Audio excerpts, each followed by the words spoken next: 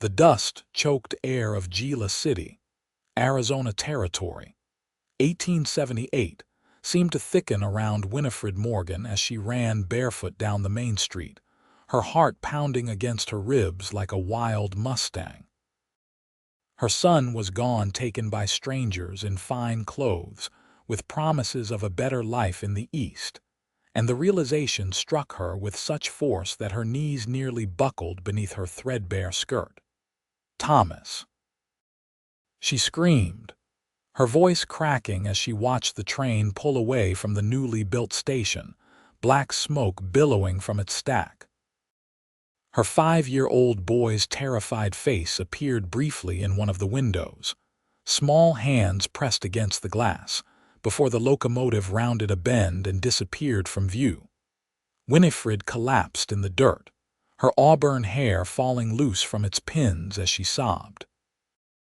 Around her, the townspeople of Gila City stared with a mixture of pity and judgment.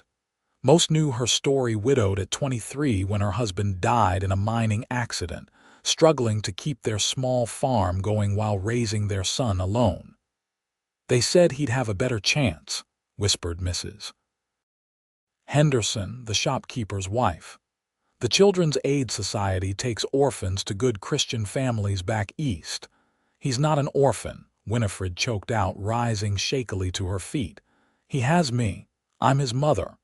"But you signed the papers, Mrs. Morgan," said Mr. Daniels, the town clerk who had witnessed her signature on the documents. "You consented." "I never—" Winifred stopped short, the horror of understanding dawning on her. She had signed papers, yes, but she'd been told they were for a school program for education. Not for giving away her only child. Her fingers trembled as she brushed the dirt from her skirts. "They lied to me. They tricked me." From the edge of the gathered crowd, a tall figure observed the scene with keen interest. Wade Xanders had only arrived in Gila City 3 days prior, a drifter with a reputation for trouble and a steady hand with a 6-shooter. He'd been making his living for the past 8 years as a bounty hunter and occasional ranch hand, never staying in one place long enough to put down roots. Wade adjusted his worn leather hat, stepping forward through the whispering crowd. Something about the woman's raw desperation reminded him of his own sister, long ago. He'd failed to protect his family once. The memory still haunted him. "Madam," he said, his deep voice cutting through the murmurs. "Which way is that train headed?" Winifred looked up at the stranger, tall and weathered, with a day's worth of stubble shadowing his jaw and eyes the color of a summer storm. "East," she replied, her voice barely audible. "They're taking orphans to New York, then distributing them to families along the way." Wade nodded once, his expression unreadable. "Got a name? Your boy's, I mean." Thomas Morgan." "He's 5 years old, with red hair like mine and a small birthmark shaped like a crescent moon behind his right ear." Winifred didn't know why she was telling this stranger these details, but something in his steady gaze gave her a fragile thread of hope to cling to. Without another word, Wade turned and strode toward the livery stable, his spurs jangling with each determined step. "Wait," Winifred called, rushing after him. "Who are you? What are you going to do?" He paused, looking back at her over his shoulder. "Name's Wade Xanders. And I'm going to catch that train."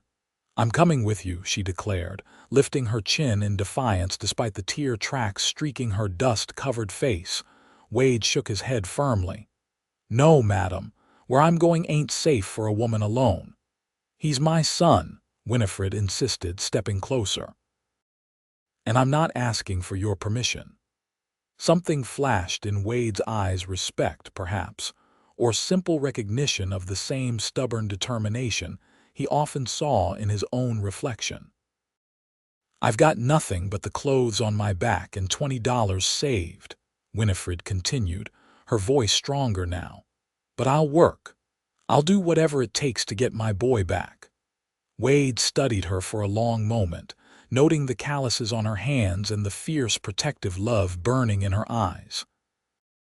He'd seen enough desperate people in his time to know she meant every word. "That train's moving faster than we can catch on horseback," he said finally. "We'll need to cut them off. 3 states, maybe more, depending on where they stop to place the children." "Then we'd better get started," Winifred replied, already moving toward the livery stable. Within an hour, they had purchased supplies and 2 horses, Wade's sturdy buckskin gelding and a gentle mare for Winifred. The livery owner, old Jim Wilcox, had known Winifred since she'd arrived in Gila City as a young bride 6 years earlier and extended her credit on the mare. "You bring that boy home, Winnie," Jim said gruffly as he helped secure their saddlebags.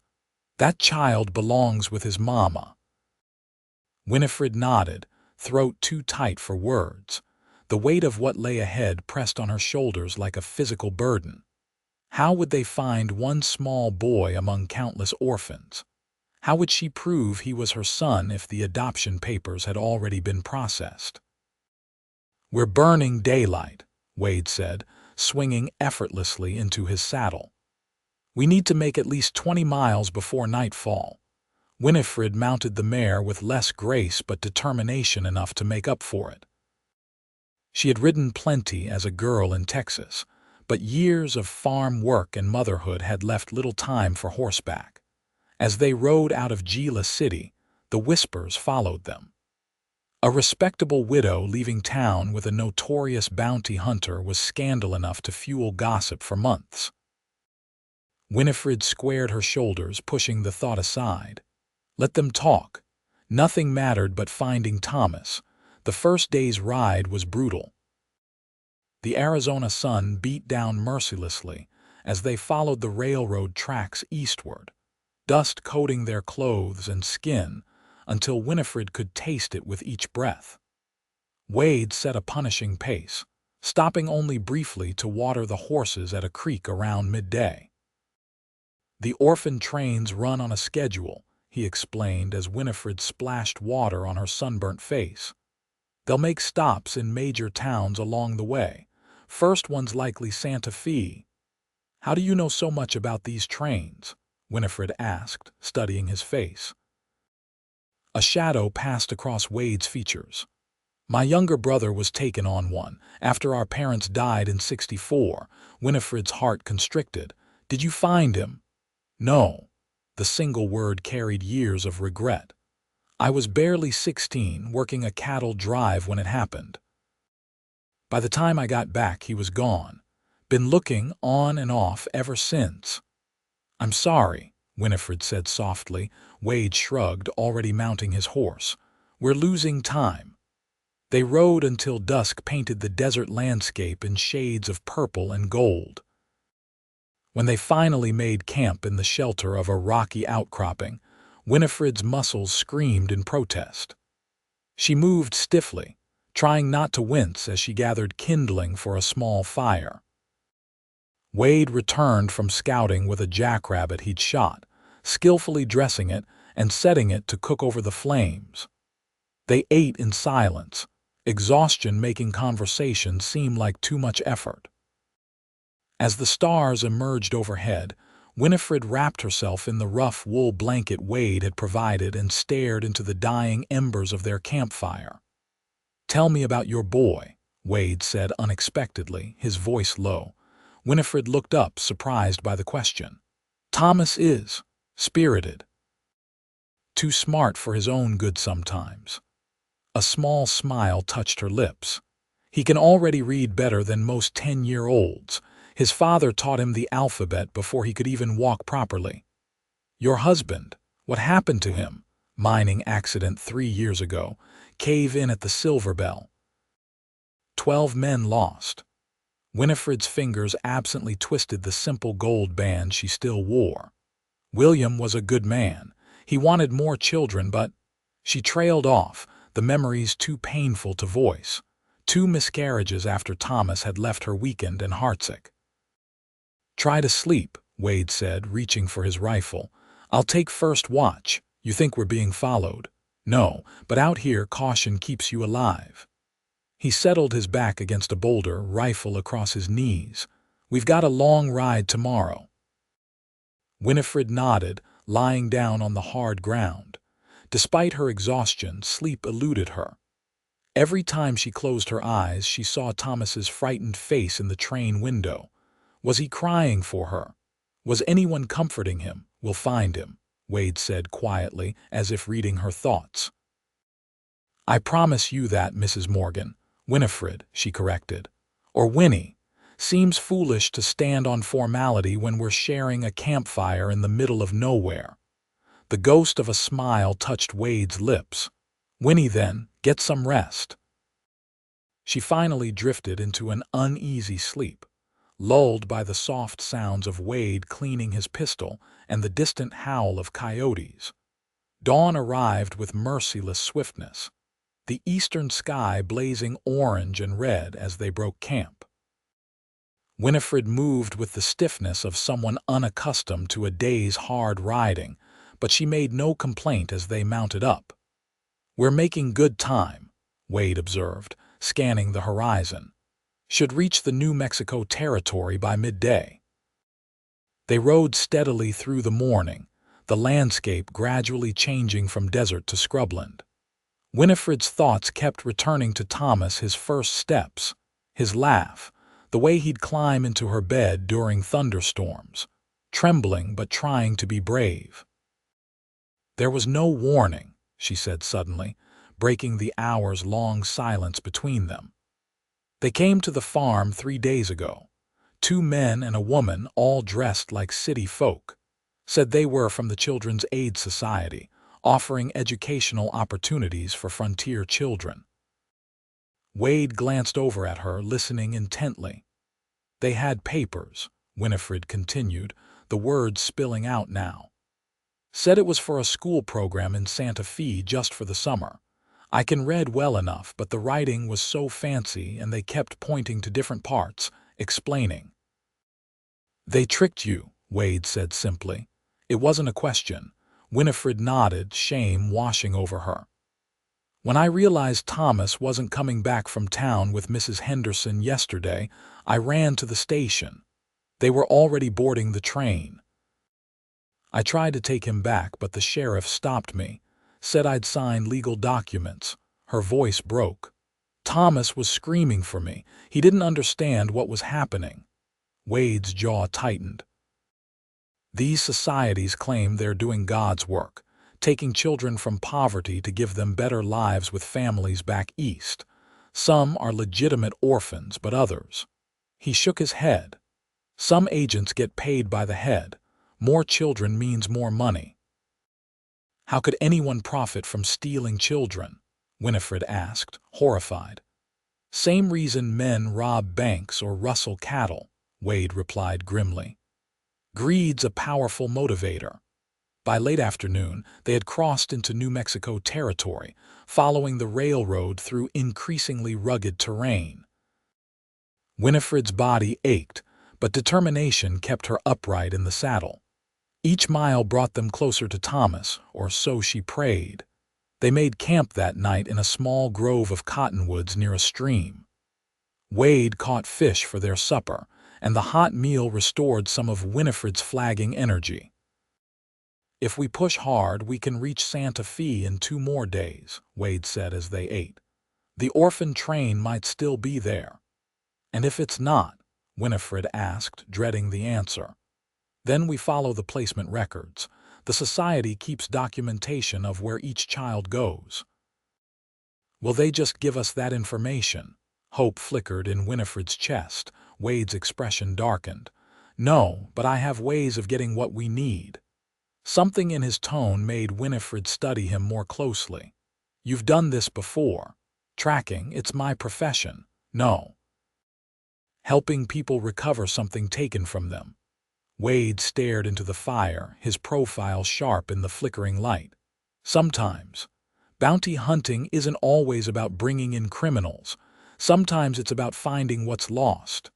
Like your brother, Winifred said softly. His shoulders tensed. Get some sleep. I'll wake you for your watch. The next 2 days passed in a blur of dust, aching muscles, and growing urgency. They pushed the horses harder, stopping only when absolutely necessary. Wade proved to be a skilled tracker, reading signs in the landscape that Winifred would never have noticed: fresh tracks from the supply wagons that accompanied the Orphan train, discarded food wrappings at rest stops, rumors gathered from travelers they passed. On the evening of the 4th day, they crested a hill and saw Santa Fe spread before them, its adobe buildings glowing rose gold in the sunset. Smoke rose from chimneys, and the spire of the cathedral stood like a sentinel over the town. "We'll need to be careful," Wade warned as they approached. "If the Children's Aid Society has representatives here, they won't be happy to see us." They stabled their horses at a livery on the outskirts of town and made their way to the railroad station on foot. The station master, a thin man with a perpetual squint, eyed them suspiciously when Wade inquired about the Orphan train. "Left yesterday morning," he said, scratching his chin. "Heading east to Dodge City next, I reckon." Winifred's heart sank. Were all the children still aboard? "None were left here," the station master shrugged. "Couldn't say, madam, not my business to keep track of passengers." Wade slipped the man a silver dollar. "Try to remember. A boy 5 years old, red hair, name of Thomas Morgan." The coin disappeared into the man's pocket. "Might have been some placements here. The local church handles that. Reverend Holloway supervises the adoptions." "Where can we find this reverend?" Winifred asked, leaning forward eagerly. "First Presbyterian, other side of the plaza, but he won't be there now, it's nearly supper time." They thanked the man and stepped back into the street, where twilight was deepening the shadows between buildings.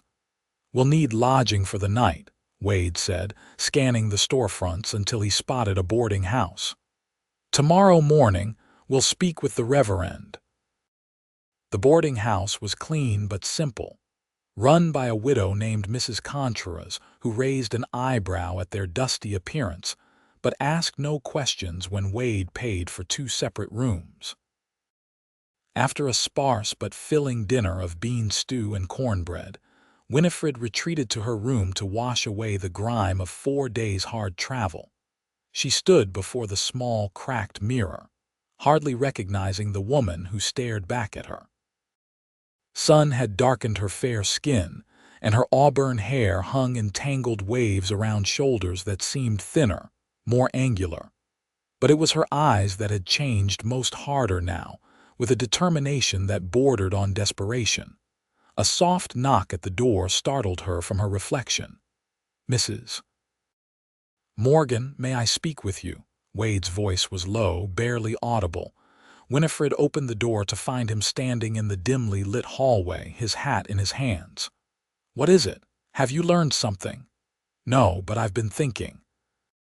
If Thomas was placed with a family here in Santa Fe, we'll need legal proof that you're his mother. Do you have anything, birth records, baptismal certificate?" Winifred's heart sank. "Nothing with me. Everything's back at the farm." Wade nodded as if he'd expected this answer. "Then we'll need to be persuasive. I've asked around. Reverend Holloway is well respected but known to be sympathetic to hard cases, if we approach him honestly." "Will that be enough?" Doubt crept into Winifred's voice. "It has to be," Wade replied simply. "Get some rest. Tomorrow could be a long day." Morning arrived with a clarity peculiar to the high desert, the air crisp and the sky an impossible blue. Winifred dressed in her cleanest clothes, wishing she had something more presentable to wear when pleading for her son's return. Wade was waiting for her downstairs, his face freshly shaved and his dark hair slicked back with water. He looked almost respectable, save for the worn pistol holstered at his hip. "Ready?" he asked, offering her his arm as they stepped into the street. The First Presbyterian Church was a modest building of adobe and timber, its bell tower rising optimistically toward heaven. They found Reverend Holloway in his study, a bespectacled man with kind eyes and prematurely white hair. "How may I help you folks today?" he asked, gesturing for them to sit in the chairs opposite his desk. Winifred perched on the edge of her seat, hands clasped tightly in her lap. "Reverend, my name is Winifred Morgan. 5 days ago, my son Thomas was taken from me in Gila City, Arizona Territory, by representatives of the Children's Aid Society.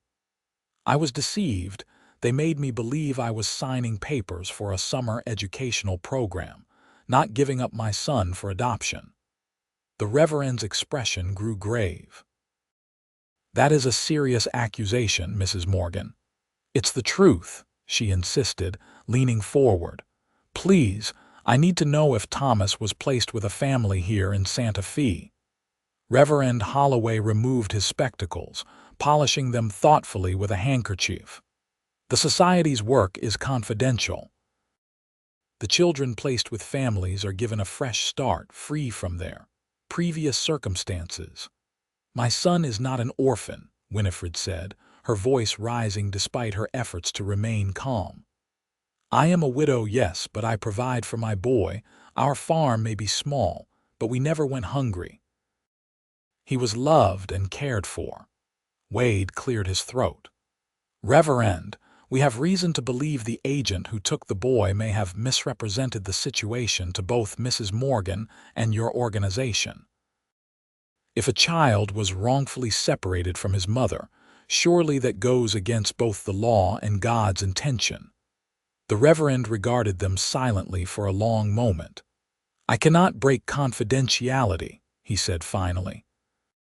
"But I can tell you that no child matching your son's description was placed in Santa Fe.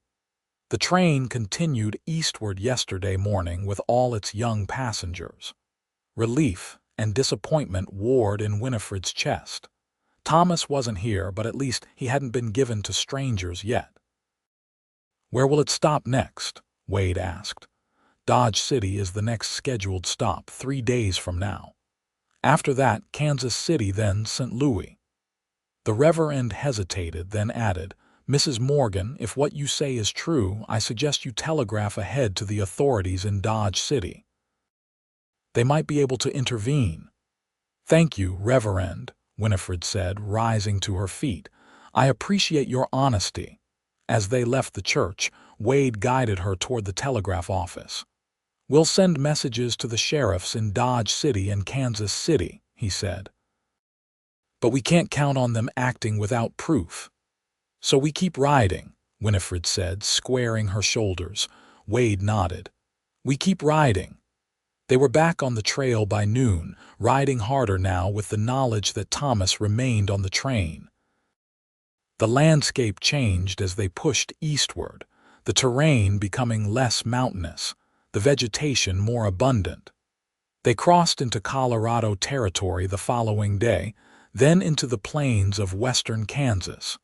The journey took its toll on both of them. Winifred developed saddle sores that made each day's ride an exercise in endurance. Wade suffered a glancing blow to the shoulder during a brief skirmish with a small band of thieves who thought the lone man and woman would be easy targets. They learned otherwise quickly enough, as Wade proved deadly accurate with his Colt, and Winifred surprisingly capable with the small Derringer she'd kept hidden in her boot. "Where'd you learn to shoot like that?" Wade asked afterward, binding his wound with a strip of cloth torn from his spare shirt. "My father believed every woman should know how to defend herself," Winifred replied, her hand still shaking slightly from the confrontation. "Said it was the only sensible thing, especially out west."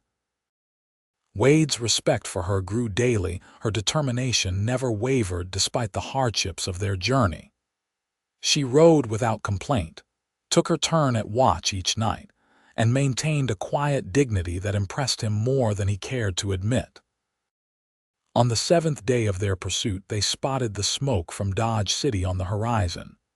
"We're close," Wade said, his voice tight with anticipation. "The train should arrive tomorrow." They rode into town as evening fell, the infamous cattle settlement alive with activity. Cowboys fresh from trail drives crowded the saloons along Front Street, while freight wagons rumbled past laden with goods. Dodge City had a reputation as one of the wildest towns in the West, but tonight it represented hope for Winifred. They secured rooms at a modest hotel near the railroad station, paying extra for hot baths and a proper meal. Clean and somewhat rested, Winifred met Wade in the hotel dining room, where he was studying a scrap of paper.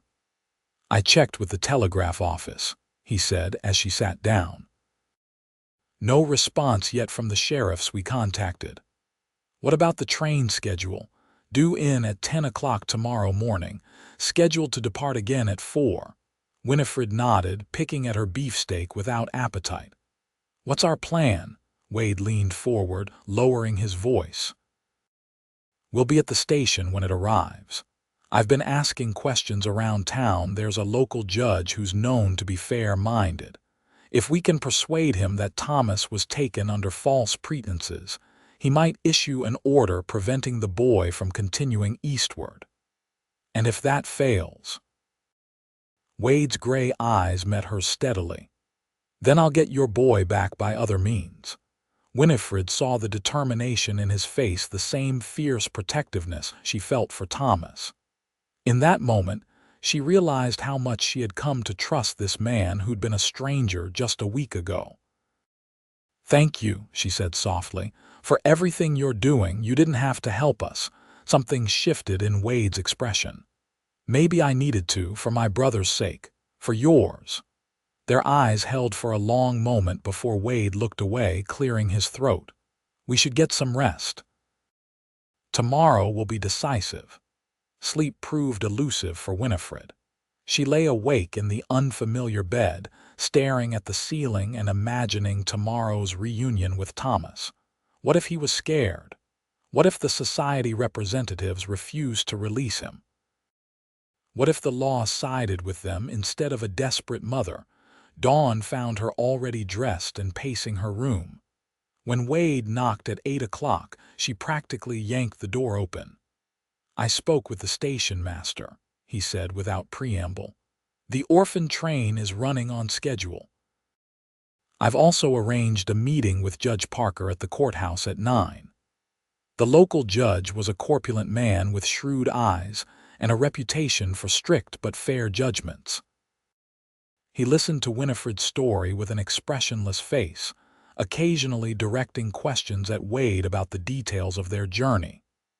"Mrs. Morgan," he said finally, "while I sympathize with your situation, I'm afraid I cannot simply take your word that fraud occurred. The Children's Aid Society is a respected organization with proper legal authority to place orphaned or destitute children with suitable families. But Thomas is neither orphaned nor destitute," Winifred protested. "I was tricked into signing those papers." "Please, Your Honor, just let me see my son. If he recognizes me, surely that's proof enough." The judge frowned, tapping his fingers on his desk. "I cannot interfere with a legally sanctioned transfer without compelling evidence. However," he paused, considering, "I will agree to be present when the train arrives and to speak with the society representatives. If there appears to be merit to your claim, I will order a proper hearing." It was less than Winifred had hoped for, but more than she'd feared. "Thank you, Your Honor."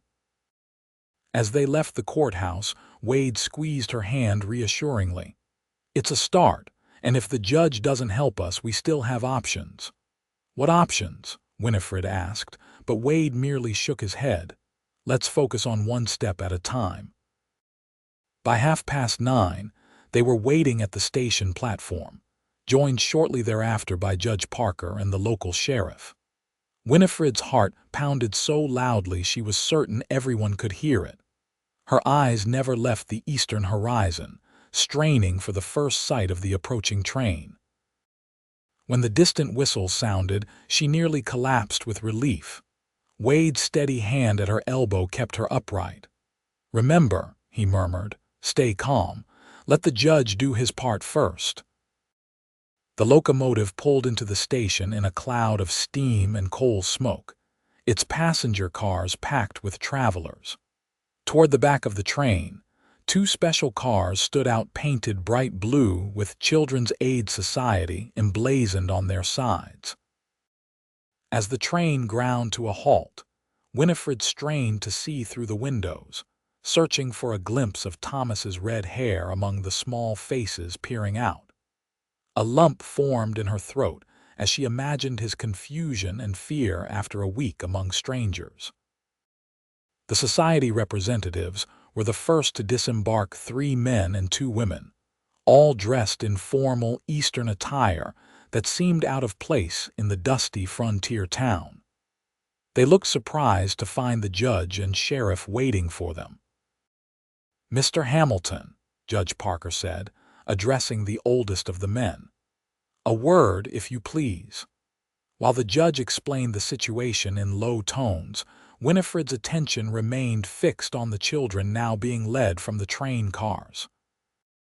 About 30 in all, ranging from toddlers to teenagers, they blinked in the bright Kansas sunlight, clutching small bundles of possessions. Their faces showed various degrees of fear, excitement, and resignation. And then she saw him, Thomas, near the back of the group, his copper hair unmistakable. He looked smaller somehow, diminished, his normally bright eyes dull with exhaustion and confusion. His clothes were different, a stiff new suit replacing the comfortable homespun he'd worn at the farm. "Thomas!" The cry escaped before Winifred could stop herself. The boy's head snapped up, his eyes widening as he spotted his mother. "Mama!" He broke away from the line, running toward her with arms outstretched. One of the society women tried to grab him, but he ducked under her grasp with the nimbleness of a child used to playing in open fields. Winifred fell to her knees, catching Thomas as he threw himself into her arms.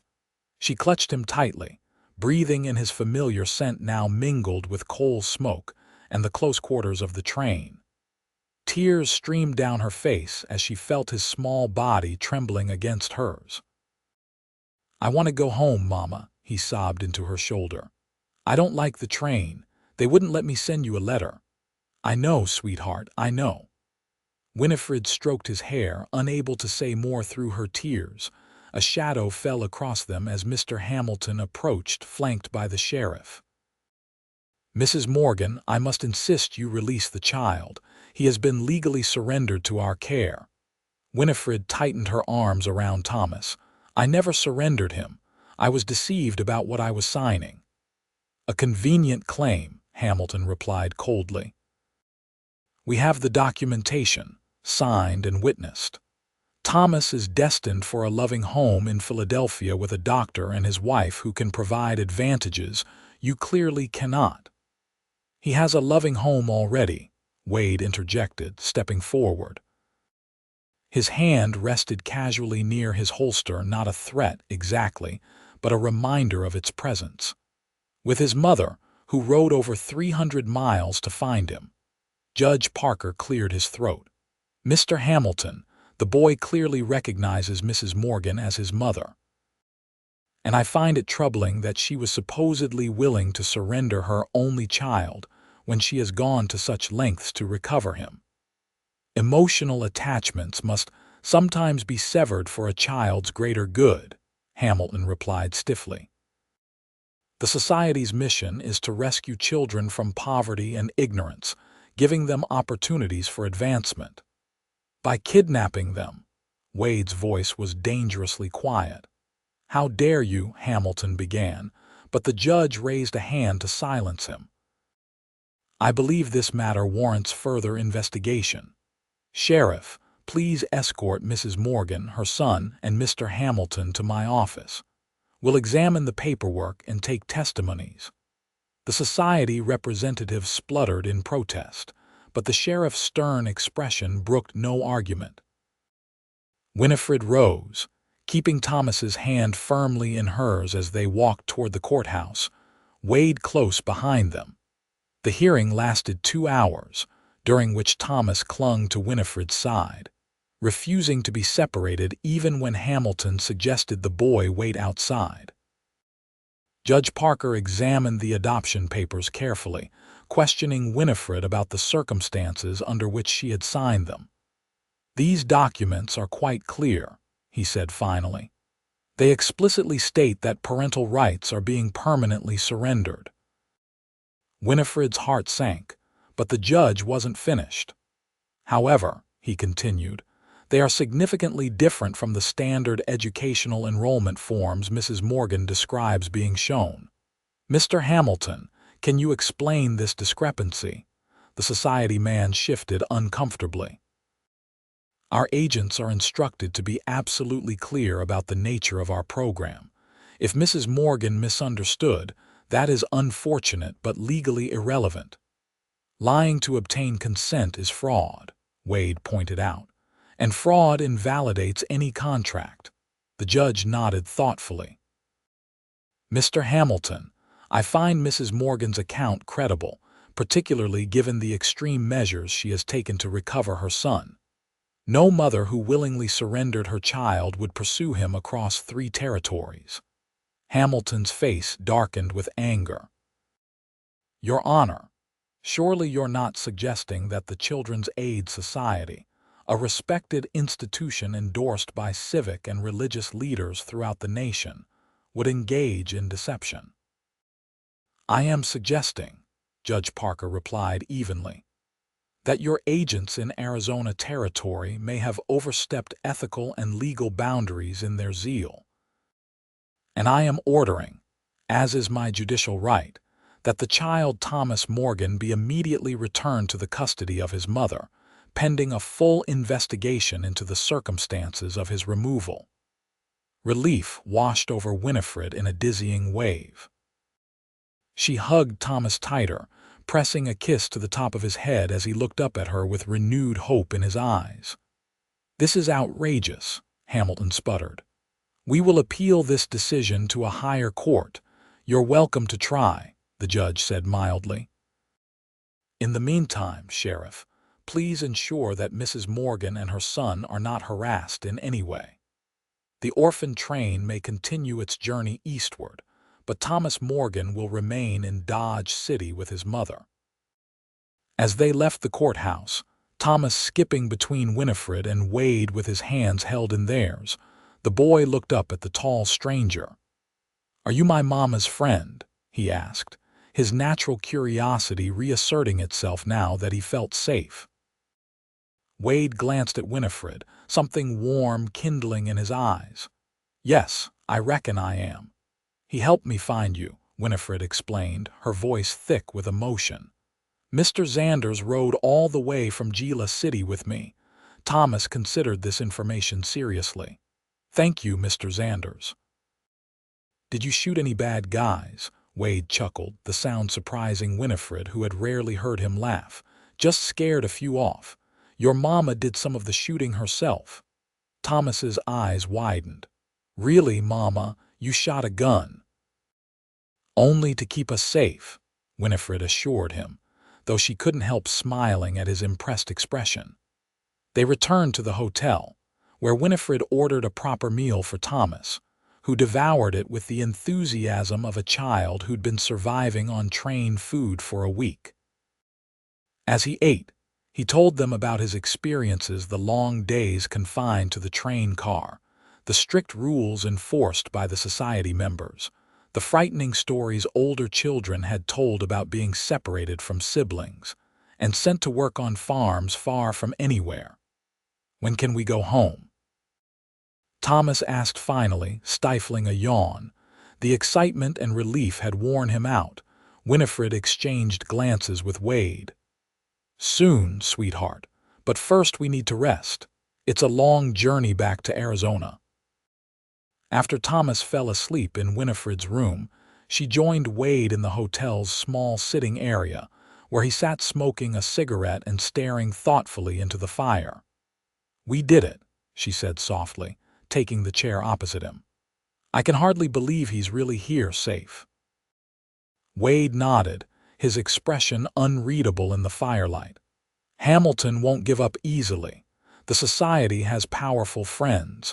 You might face legal challenges when you return to Gila City. I'm prepared for that, Winifred said firmly. Now that I have Thomas back, I'll fight whoever I need to keep him. You won't have to fight alone. Wade's words hung in the air between them. Weighted with meaning, Winifred studied him, this complex man who'd risked his life to help a woman and child he barely knew. Why did you really help us, Wade? Was it truly just for your brother's sake? He was silent for a long moment, grinding out his cigarette. At first, maybe, but then. He met her eyes across the space between them. I've been drifting for years, Winnie, taking jobs, moving on. Never staying anywhere long enough to matter. But watching you this past week, your courage, your determination to cross 3 states for your child, it reminded me what it means to truly fight for something. For someone. The intensity in his gaze made her breath catch. And now, when we return to Gila City, I'd like to stay, he said simply. If you'll have me. The implications of his words hung in the air between them. Winifred felt a warmth spread through her chest that had nothing to do with the nearby fire. I think, she said carefully, that Thomas and I would both like that very much. 3 days later, they boarded a westbound train, a far more comfortable journey than their eastward pursuit had been. Thomas was fascinated by the passing landscape, pressing his face against the window and asking endless questions about everything he saw. Wade answered with surprising patience, explaining about buffalo herds and Indian territories, railroad construction and cattle towns. Winifred watched them together, her heart full. Already Thomas was looking at Wade with something approaching hero worship, and Wade treated the boy with a gentle respect that spoke volumes about the kind of man he truly was beneath his rough exterior. The return journey to Gila City took just over a week, including a 2-day stopover in Santa Fe when Thomas developed a slight fever. Winifred fretted, but Wade calmly found a doctor who prescribed rest and plenty of fluids. By the time they continued westward, Thomas was fully recovered and more energetic than ever. As promised, Wade telegraphed ahead to alert the sheriff in Gila City about Judge Parker's ruling. When they finally arrived home, they found the community divided. Some neighbors had believed Winifred abandoned her child willingly, while others had suspected deception all along. Mrs. Henderson was among the first to visit the farm, bringing a basket of bread and preserves as a peace offering. I should have asked more questions, she admitted, watching Thomas play in the yard. When those society people said you'd sign the papers, I never thought to verify. It's done now, Winifred said without bitterness. Thomas is home, and that's what matters. Wade had taken a room at the boarding house in town, but he rode out to the Morgan farm daily, helping with repairs that had been neglected during Winifred's absence. He rebuilt the sagging porch, mended fences, and even replanted the kitchen garden that had withered while she was gone. One evening, as summer deepened toward autumn, Winifred found him sitting on the newly repaired porch steps, whittling a small wooden horse for Thomas. The setting sun gilded his profile, softening the hard edges that life had carved into his features. "You've done so much for us," she said, settling beside him. "More than we could ever repay." Wade set aside his carving. "I'm not looking for repayment, Winnie." "What are you looking for?" she asked softly. His eyes met hers, vulnerability visible in their depths. "A home, a place to belong." "I've been searching for so long, I almost forgot what I was looking for until I met you and Thomas." Winifred's heart quickened. "And have you found it? Here with us?" "I believe I have," he said, reaching tentatively for her hand. "If you'll have me not just as a hired hand or a friendly neighbor, but as more."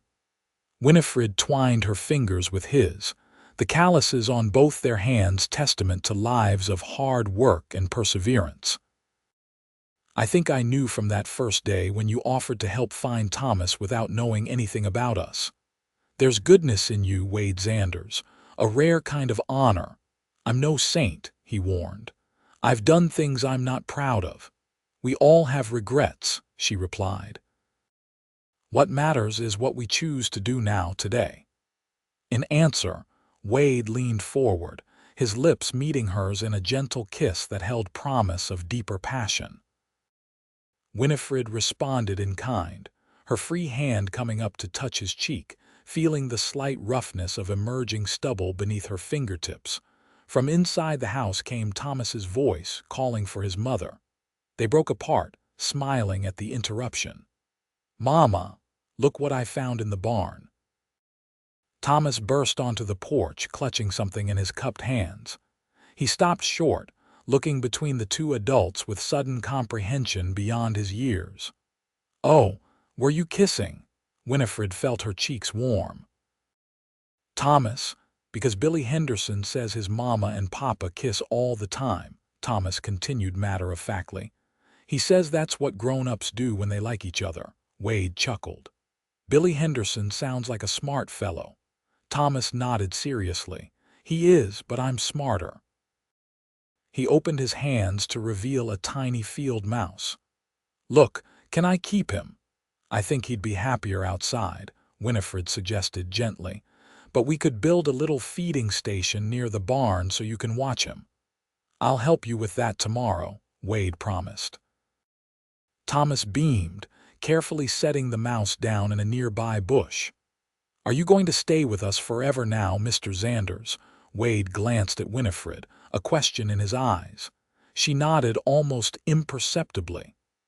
"I'd like to if that's all right with you and your mama," he replied.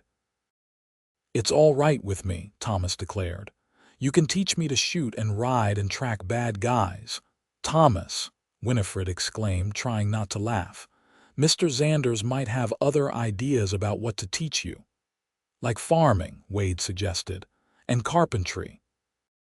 Skills that build things rather than hunting things." Thomas considered this, head tilted. "That sounds good too, but maybe just a little bit of tracking, maybe," Wade conceded, ruffling the boy's hair. "Now I think your mama has supper ready. Why don't you go wash up?" As Thomas darted back inside, Winifred leaned against Wade's shoulder. "You're good with him. He makes it easy. He's a fine boy, Winnie. You've done well, raising him alone all this time." "Not alone anymore," she whispered, and was rewarded with another kiss, this one deeper and more confident than the last. The following Sunday, Winifred and Thomas attended church with Wade at their side, igniting a fresh round of gossip among the townsfolk. But this time, Winifred found she didn't mind. Let them talk. What she had found, what they had all found together, was worth any amount of scandalous whispers. In late October, with the blessing of Reverend Collins from the Gila City Church, Wade and Winifred were married in a simple ceremony on their farm. Thomas stood proudly as his mother's escort, solemnly presenting her to Wade at the makeshift altar they'd erected in the front yard. "Do you think Papa would mind?" Thomas had asked the night before, as Winifred tucked him into bed. "That we're making Mr. Xanders part of our family." Winifred had smoothed his hair back from his forehead. "Your papa loved us very much, and he'd want us to be happy. Wade isn't replacing your father. No one could ever do that. He's just adding to our family, giving us more love." Thomas had nodded, satisfied with this explanation. "I like having him here. The farm feels safer." The wedding guests included nearly everyone from Gila City, including some who'd been skeptical of Winifred's claims about Thomas's abduction. Seeing the family together, the boy so clearly adored by both adults, the obvious affection between bride and groom had softened even the hardest hearts.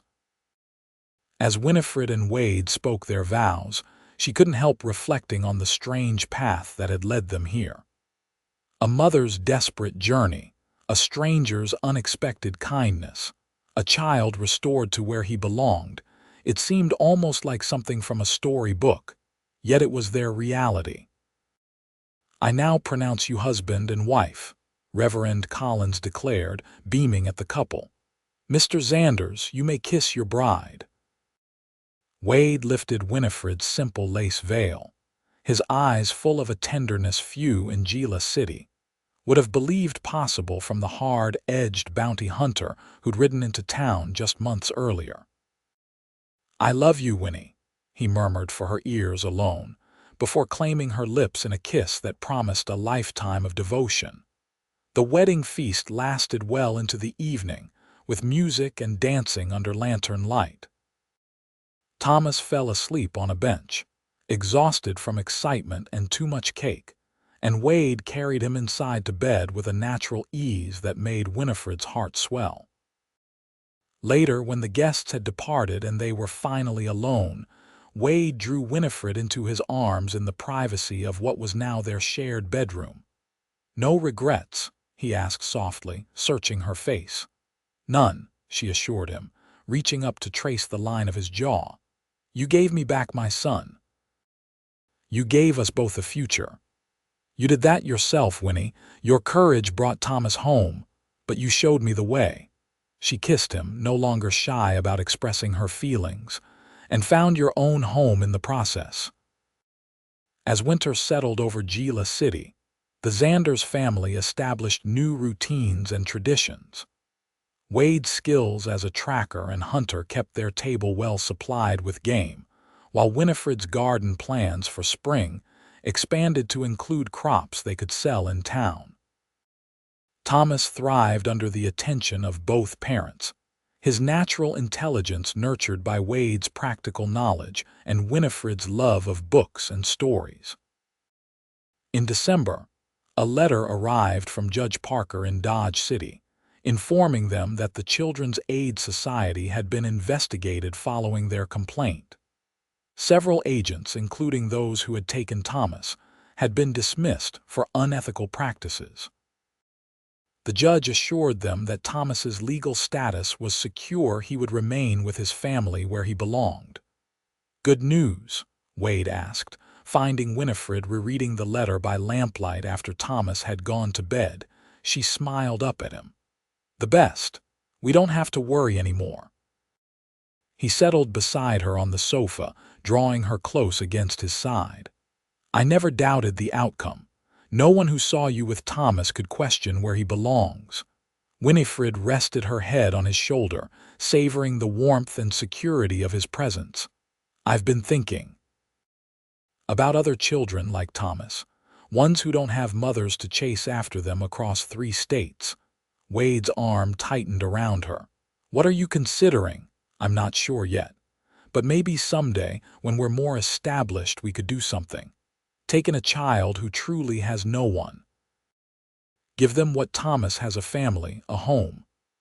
"I think that's a fine idea," Wade said, kissing the top of her head. "Our home has plenty of love to share." Outside, snow began to fall, blanketing the Arizona landscape in white. Inside, the small house glowed with warmth and the promise of a future built on courage, determination, and a love strong enough to cross 3 states and bring a family home. In the spring of 1880, Winifred discovered she was expecting a child, news that delighted Wade and confused Thomas, who had many questions about where babies came from and how they grew. Wade fielded these inquiries with surprising patience, using analogies to seedlings and calves that satisfied the boy's curiosity without revealing too much. "Will the baby like me?" Thomas asked one evening as Wade helped him prepare for bed. "The baby will love you," Wade assured him. "You'll be a big brother. That's an important job, looking out for your little sister or brother." Thomas nodded solemnly. "Like you looked out for me when you brought me home from the train." Wade's throat tightened with emotion. "That's right. Family takes care of each other. Always." As Winifred's pregnancy progressed, the farm prospered under their combined efforts. Wade's reputation as a fair businessman and skilled carpenter spread throughout the territory, bringing offers of work that allowed them to expand their operations. They added a small herd of cattle and hired a young ranch hand to help with the heavier tasks. In November, after a difficult but ultimately successful labor, Winifred gave birth to a son they named William, after her first husband. Wade had been adamant about honoring the man whose memory Thomas still cherished. "He'll always be part of this family," Wade had insisted when Winifred suggested they might choose a different name. "I want our children to know their history, all of it." As baby William grew, so did their happiness. The following year brought a bumper crop and the addition of a proper barn to replace the rickety structure that had stood on the property when Winifred first arrived in Gila City. Thomas started formal schooling in town, riding in each morning on a pony Wade had trained especially for him. Life wasn't without challenges. A drought in 1882 threatened their crops, and a bout of scarlet fever swept through the territory, keeping Winifred anxiously tending to both boys for nearly 2 weeks.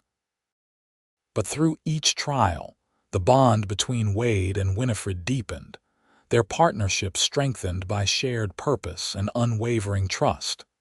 In the summer of 1883, nearly 5 years after Wade had helped reunite Winifred with Thomas, an unexpected letter arrived from back east. Wade recognized the handwriting immediately, his hands trembling slightly as he broke the seal. "What is it?" Winifred asked, noting his expression as he read. "It's about my brother," he said, his voice thick with emotion. "Someone found him, a man I hired years ago to keep searching. He's alive, Winnie, living in Boston with a family that adopted him from the orphan train." Winifred's hand flew to her mouth. "Oh, Wade, that's wonderful news. He's married now with children of his own." Wade looked up from the letter, eyes bright with unshed tears. "The investigator gave him my last letter. Matthew, that's his name, he wants to meet, wants to know his brother again." Without hesitation, Winifred said, "Then we'll go to Boston, all of us as a family." 2 months later, the Xanders family boarded an eastbound train. Wade, Winifred, 11-year-old Thomas, 3-year-old William, and 1-year-old Sarah, who had joined their family the previous spring. The journey was long but filled with excitement, particularly for Thomas, who remembered little of his own train ride years before. In Boston, they were welcomed by Matthew Xanders, now a successful physician, and his wife Eleanor. The reunion between the brothers was emotional. Decades of separation bridged in a moment of recognition as Matthew saw in Wade's face the echo of their father's features. "I never stopped looking for you," Wade said as they embraced. "Not once in all these years." "And I never forgot you," Matthew replied. "Even when I couldn't remember our parents' faces clearly, I remembered my big brother who promised to always protect me." During their 2-week visit, the brothers shared stories of their separate journeys. Matthew's adoption by a kind but strict Boston merchant, Wade's years of wandering and searching. Watching them together, Winifred understood more deeply the drive that had led Wade to help her find Thomas all those years ago. "You saved our family before it even existed," she told him one night as they lay in the guest bedroom of Matthew's grand house. Wade drew her closer. "And you gave me the family I'd been searching for without knowing it." When they returned to Gila City, it was with promises of regular correspondence and future visits between the reunited brothers. Their farm had grown into a prosperous ranch by then, with Wade's reputation as a fair employer bringing them the best workers in the territory. As the years passed, they occasionally took in children who needed temporary homes, orphans waiting for relatives to claim them, or youngsters whose parents were ill. Some stayed only weeks, others months, but all were treated as part of the family during their time on the Xanders ranch. Thomas grew into a thoughtful young man who combined his mother's compassion with Wade's steady strength. When he turned 18, he announced his intention to study law inspired, he said, by Judge Parker's intervention that had reunited him with his mother. "I want to make sure other families have someone fighting for them," he explained over supper one evening. "The way you two fought for me." Winifred and Wade exchanged proud glances across the table they'd built together, surrounded by the family they'd created through love, courage, and an unwavering belief in doing what was right. And each year, on the anniversary of the day they'd brought Thomas home from Dodge City, Wade would take Winifred's hand and say the same words. 3 states to find our boy, 3 decades to build our life together. To which Winifred would always reply, "And I'd ride 1,000 miles more for any one of you." It was a promise they kept. Through all the seasons of their life together, a testament to the day, a desperate mother and a lonely bounty hunter had joined forces on a quest that would ultimately lead them home.